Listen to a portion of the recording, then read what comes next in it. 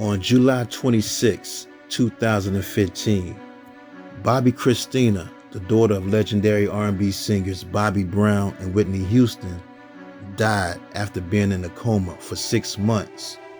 Now, story goes, in January 2015, she was found face down and unresponsive in a bathtub underwater.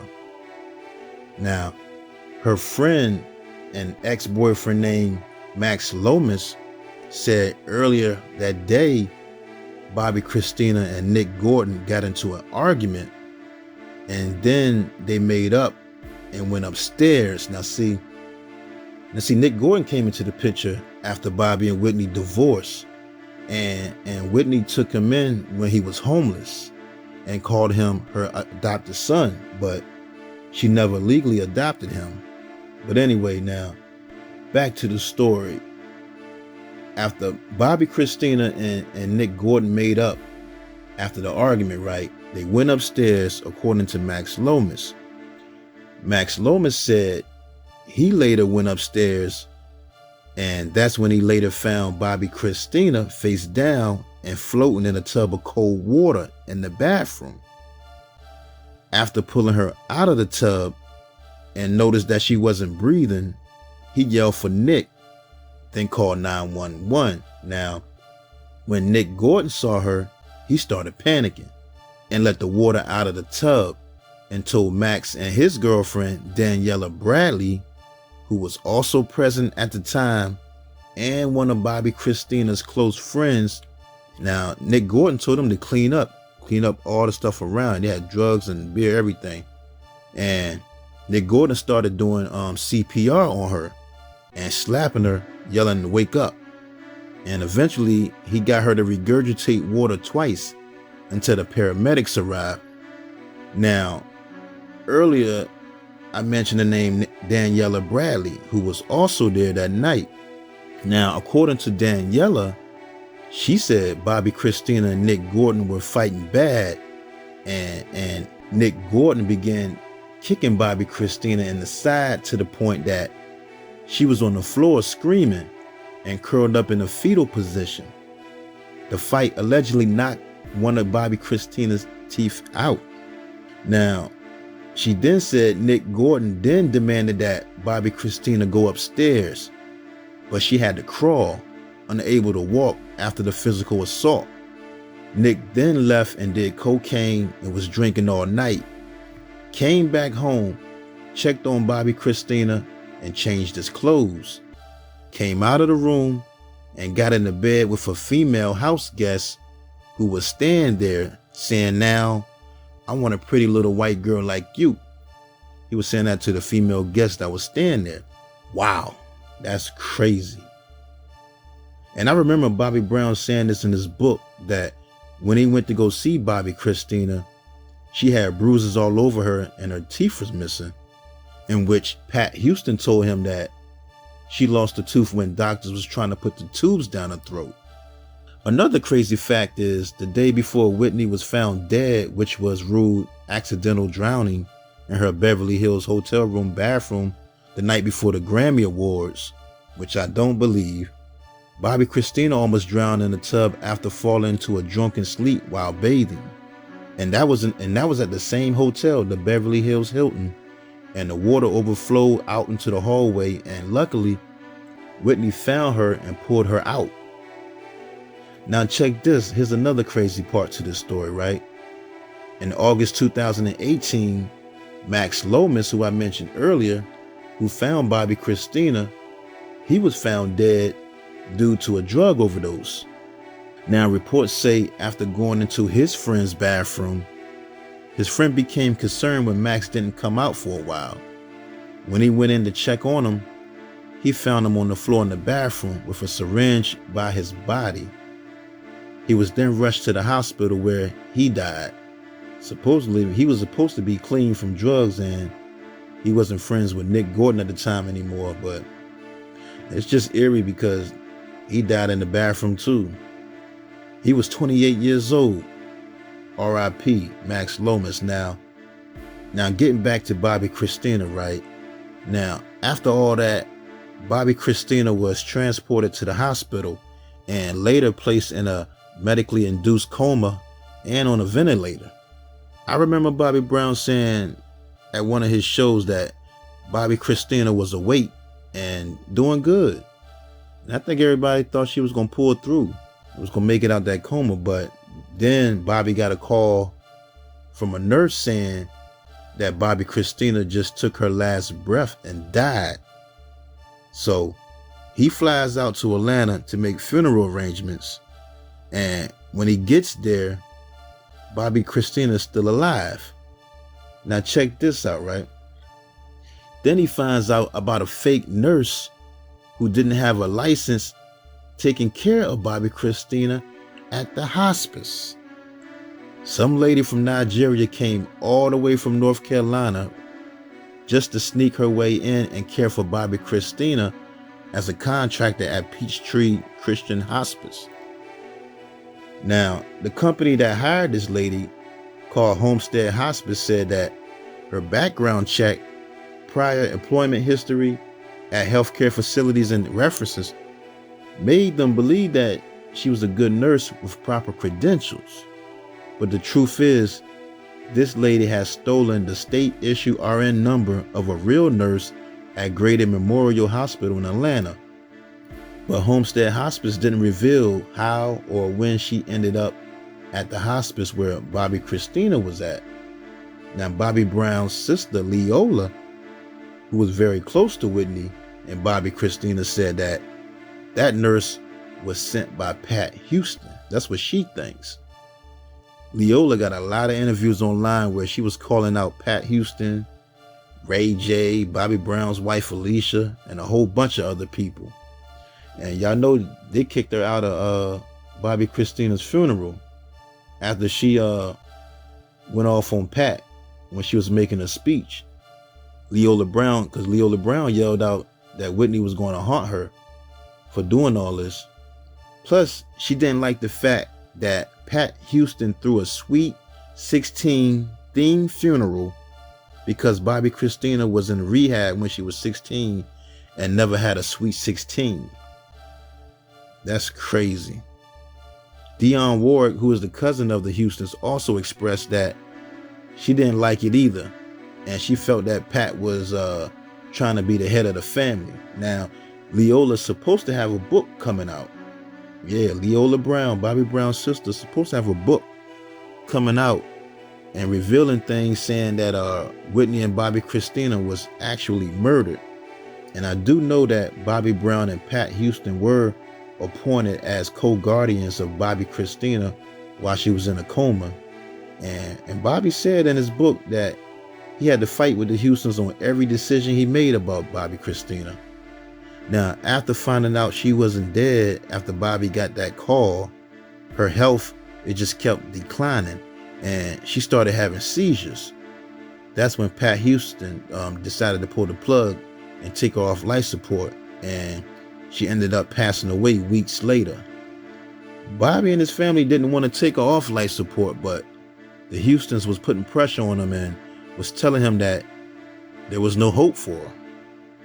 And an autopsy showed that she did have morphine, cocaine, and alcohol and prescription drugs in her body, but the medical examiner couldn't determine if she killed herself, if someone else killed her, or her death was accidental. The underlying cause of death was immersion associated with drug intoxication. But the official cause of her death is listed as pneumonia. After her death, everybody blamed her ex-boyfriend Nick Gordon because he gave her a toxic cocktail before putting her face down in the water. And in 2016, a judge in Atlanta ruled that he was liable for her death and ordered him to pay more than $36 million in damages, but no criminal charges were filed against him. But on January 1st, 2020, Nick Gordon ended up dying from a drug overdose in Florida on New Year's Day at the age of 30 years old. Man, this Bobbi Kristina story is just a sad story, and I went back and started watching that reality show they had called The Houstons, and Bobbi Kristina was grieving so hard, man, after Whitney died. I know Bobby Brown said he was against that. He didn't want her on the reality show after her mother died. Now, the thing is, Whitney Houston did draw up a will in 1993 when Bobbi Kristina was born, in which she would receive the money in a series of payments over 9 years. 10% at age 21, which was about $2 million, a 30% distribution at 25, and the remainder at age 30. The will stipulates that if Bobbi Kristina were to die unmarried, without children of her own, and had left no will and testament of her own, the money would be divided among Whitney's living relatives, which is Cissy Houston and her brothers Michael and Gary. Bobby Brown would have got some money if him and Whitney didn't divorce, but Pat Houston took over as the executor of the estate at Cissy Houston's request.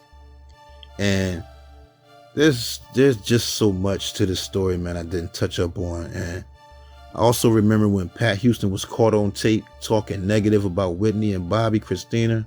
I think her daughter recorded it or something.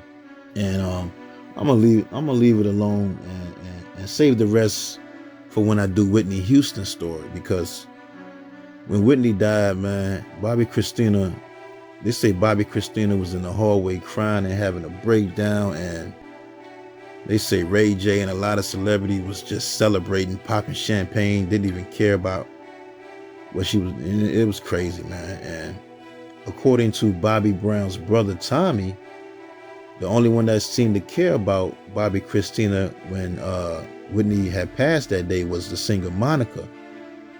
So, man, that's crazy, man. And shout outs to Bobby Brown, man, because that's a lot to deal with. Losing Whitney and Bobbi Kristina the same way. Make sure y'all pick up that book. Bobbi Kristina was 22 years old. R.I.P. Bobbi Kristina. Now let's get into another story, man. Let's get into Jackie Wilson's kids. And we're going to start with Jackie Wilson Jr., his son. In October 1970, Jackie Wilson Jr. was shot and killed on a neighbor's porch near their home in Detroit after an argument. Now, the story goes, Jackie Jr. earlier had gotten into a dispute with the girlfriend of his neighbor, Richard Holmes, who owed him some money. When Jackie Jr. came back to confront them about the money again, this time he brought along his friend Robert Jackson. And when Jackie Jr. rung the doorbell, Richard Holmes opened the door and started shooting.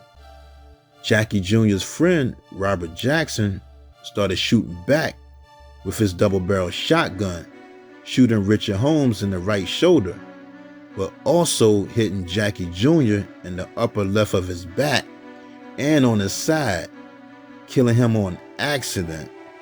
The death of his son really messed Jackie Wilson up. He didn't even go to the funeral. He just locked himself in a room and looked at his son's pictures, and he just took it real hard. He fell into a depression and for years abused drugs and alcohol to ease the pain. It took him 2 years to get back on the road and back on the music scene after he passed. He was 16 years old.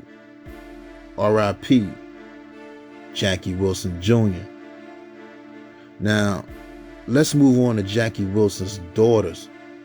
And let's start with Sandra Wilson. In 1977, Jackie Wilson's daughter, Sandra Wilson Abrams, passed away from a sudden heart attack. And there wasn't much information on the story. She was 24 years old.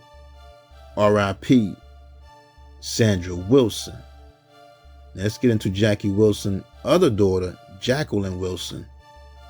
On August 22nd, 1988, Jacqueline Wilson was shot and killed in a drug-related incident in Highland Park, Michigan. Now, the story goes a guy named Gary Johnson had started shooting at a guy who had stole or owed him money and drugs.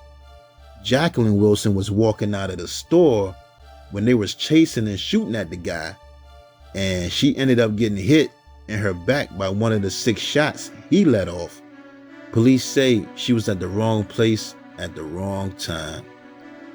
The crazy part is, after Gary Johnson was released on bond, months later, he was killed. Now, Jackie Wilson's ex-wife, Frida Hood, believes he was killed because Jacqueline was Jackie Wilson's daughter, and it was payback. She was 37 years old. R.I.P. Jacqueline Wilson. Now, let's get into the story of Corey Irving. On July 6, 2000, Corey Irving, son of legendary basketball Hall of Famer Julius Irving, better known as Dr. J, was found dead after driving his vehicle into a retention pond less than a mile away from his house. Now, the story goes, on May 28, 2000, Corey was supposed to pick up some hamburger buns for a weekend cookout and never was seen again. After not coming home, Dr. J reported him missing, but didn't let the public know until June 13, 2000. Now, after missing for about 6 weeks, they finally found him in his submerged car in a retention pond about a mile from his family's home. The crazy part is, they had already searched that pond previously, but they didn't drag it. And after looking in 36 other bodies of water in the area, they decided to drag the retention pond, and that's when they found his car, about 97 feet from the shoreline in water 8 feet deep. Now, even though Corey had a history of using drugs, an autopsy revealed that there were traces of cocaine in his system. They did find cocaine in his system, but it didn't play a role in the accident. Now, investigators say what happened was Corey, who was 6'4" in height and also known for driving fast, was taking a shortcut home that he usually takes in an area where construction was being done. And he was driving with the seat almost completely reclined. Now, see, he usually take that shortcut home, but this time the construction workers had piles of cut down trees and stumps and underbrush debris all over the narrow dirt road, and all that stuff on the road ended up blocking his view of the pond, which showed he would not have seen that pond until he was within 128 feet of the shore, which by then was too late to brake. Now, he tried to avoid the big debris pile and saw the pond too late. By the time he hit the brakes, he was already over the water. Now, when the front of the car hit the water 7 feet from the shore, it started sinking nose first. The car then drifted 97 feet before it became completely submerged underwater in only 3 minutes. When they pulled him out of the water, all 4 doors were locked. The driver's window was down 6 inches and the driver's side rear window was open 8 inches. His body was found towards the rear of the car. Now, Dr. J stated that he still doesn't know why Corey wasn't able to escape from the vehicle. They don't have a theory and cannot speculate on why he did not exit that vehicle. His cause of death was accidental drowning.